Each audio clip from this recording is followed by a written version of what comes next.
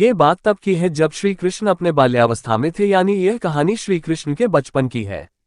उस समय ब्रह्मा जी को पता चला कि भगवान विष्णु स्वयं श्री कृष्ण के रूप में पृथ्वी पर अवतरित हुए हैं, तो उनके मन में श्री कृष्ण के दर्शन करने का विचार आया। वह ब्रह्मलोक से पृथ्वी पर आए और देखा कि अपने सिर पर मोर मुकुट को धारण किए एक बालक गायों और ग्वालों के साथ मिट्टी में खेल रहा है।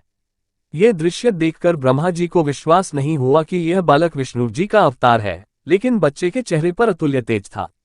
यह देखकर ब्रह्मा जी ने श्री कृष्ण की परीक्षा लेने का विचार किया। उन्होंने सबसे पहले गायों को वहां से उठा लिया।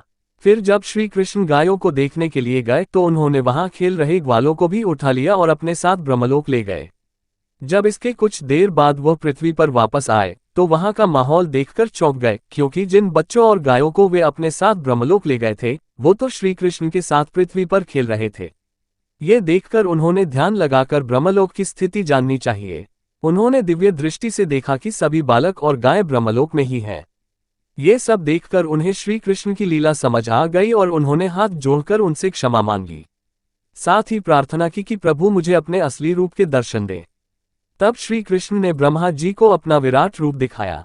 श्री कृष्ण के उस रूप के दर्शन करने के लिए कई और ब्रह्मा भी वहां पर आए गए। उन ब्रह्मा में कुछ 3 सिर के, कुछ 4 सिर के तो कुछ 100 सिर के थे।